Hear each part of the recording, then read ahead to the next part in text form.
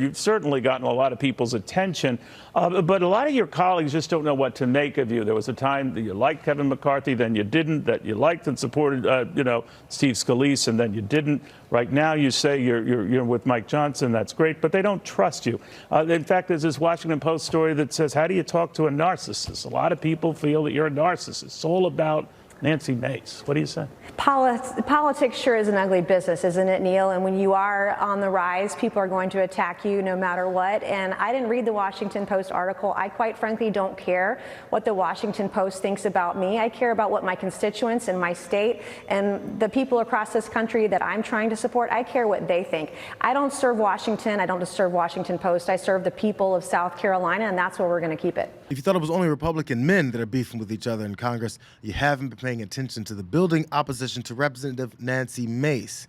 She isn't picking up too many new allies after she joined Matt Gaetz's move to oust Kevin McCarthy, while allegedly seeking out as many TV appearances as possible.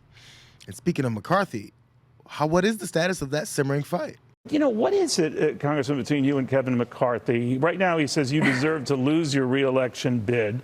Doesn't like the way you behave. Your colleagues are increasingly saying they don't know whether to trust you or know where you're coming from. The Washington Post says maverick or a MAGA warrior. Nancy Mace tries to be both. What's going on? Well, I certainly haven't given any of my colleagues or the country a reason not to trust me. I certainly would never elbow someone in the kidneys and run away like a schoolboy on the schoolyard in kindergarten. Tim Burchett is one of the nicest humans in Congress. Why anybody would do that, witnessed by a reporter from NPR who wrote about it on social media. I just can't believe that kind of thing would be tolerated today, and it should not be tolerated. And I wish more of my colleagues had spoken out in defense of Tim Burchett. It was wrong, and we should not be using physical retaliation against anyone. Nancy Mace is getting a lot of shots in on McCarthy, no matter where she goes or what they start talking about. So is Kevin McCarthy, along with the Washington Post and the Daily Beast, onto something here? I think the two that were really different than all the others were Tim Burchett and Nancy Mace. You know, that's just, the others hadn't voted for me before anyways. They were disruptors the whole time. What about them surprised you, Burchett and Mace? It just didn't, it seemed out of nature, but they seem to have changed during the time. They care a lot about press, not about policy, so they seem to just want the press and the personality. Press and personality over policy. McCarthy can openly say so on TV because he's got his own crew that feels the same way, and even more since she voted against him. And it's not the Washington Post's Jacqueline Alemany that labeled Mace a narcissist. She relayed a story of Mace's GOP colleagues secretly discussing their frustrations behind her back. And then when she wrote, a Republican lawmaker texted a group of colleagues to vent about Mace, who voted against the GOP bill. The lawmaker included a link to a video posted by a personal injury lawyer turned Instagram influencer titled, "How to Talk to a Narcissist." A lawmaker on the thread said that the video clarified his view of Mace. "I didn't get her at all and was lost at sea for a few years, but what the video was describing is what we all experienced," the lawmaker said of his attempts to work with Mace on budgetary issues. Narcissists love the drama. It's drama that Tim Burchett has decided to side with, since McCarthy allegedly hit him with that chicken wing in the ribs, which has him so pissed off that he's hoping things get even uglier for him. He also has $17 million in an account that he'll be messing in a lot of people like mine and Nancy Mace's campaigns, I'm sure. And so I don't know if he does that with Nancy Mace. She could come back at him with some stuff that he doesn't want out there in the public, I think, if you know what I'm saying.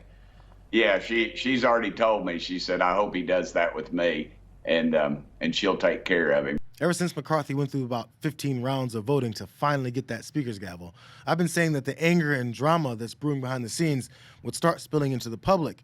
I didn't expect the main players to be Nancy Mace and Tim Burchett. But is McCarthy and the rest of the anti-Mace crew actually onto something when they say that she's a narcissist and only cares about promoting herself over policy? I'm wearing the scarlet letter after the week that I just had last week, being a woman up here and being demonized for my vote and for my voice. I'm here to let the rest of the world know and the country know I'm on the side of the people. I'm not on the side of the establishment, and I'm going to do the right thing every single time, no matter the consequences, because I don't answer to anybody in D.C. When I woke up this morning at 7, I was getting picked up at 7:45. Patrick, my fiance, tried to pull me by my waist over this morning laying in bed, and I was like, no, baby, we don't got time for that this morning. I got to get to the prayer breakfast, and I got to be on time, and a little TMI, but he can wait. I'll see him later tonight. She actually does push some policy positions that have ruffled some conservative feathers, like her stance on abortion access. You heard Ron DeSantis talk about the 6-week abortion ban. You're talking about other Republicans and finding a middle ground. But there's not a lot of discussion about finding a middle ground in the Republican Party. In fact, there's not a lot of discussion about abortion in general. You've got DeSantis, you've got Mike Pence, who wants to ban abortion. It hurt us in the midterms. We actually lost seats. As a Republican, I told my story on the campaign trail. I actually ran an ad about my own circumstances. I was raped as a teenager and talked about how I would work and protect women who've been raped, girls who are victims of incest. And rather than by winning by 1 point like I did 2 years ago, we ended up winning by 14 points. And we made this issue part of our campaign because I want women to know you can be pro-life and be pro-woman. They're not mutually exclusive, but we've hidden away from this issue. We've buried our head in the sand. We're afraid to talk about it because we're afraid. We want to go to the extreme corners of this issue, but that's not where the vast majority of Americans are right now. And we have to show compassion, especially to victims who've been raped. The Florida bill mandated that women who were raped, to get that exception, had to report it to the police, had to get evidence at a hospital. And I will tell you, based on my own experiences, it took me a week before I was actually able to tell somebody what happened to me. And by that time, there is no evidence. There's nothing you can collect at that point. And, that puts heavy restrictions on these victims. And there are millions of women everywhere who've gone through this. I'm not the only one. Those are the moments that have Representative Mace looking like a conscious Republican that advocates for some pretty destructive policies along party lines, but still distanced herself from the stolen election talk. She's called out her fellow Republicans over their gun stances and spoke about extending more rights to the LGBTQ community. But there's something about this Gates and Jim Jordan wing of the party that influences her logic and memory of a well-discussed scandal that surrounded Jordan. I know you've been outspoken about defending victims of sexual assault. Do the past allegations against Jim Jordan that he turned a blind eye to sexual abuse give you any reservations?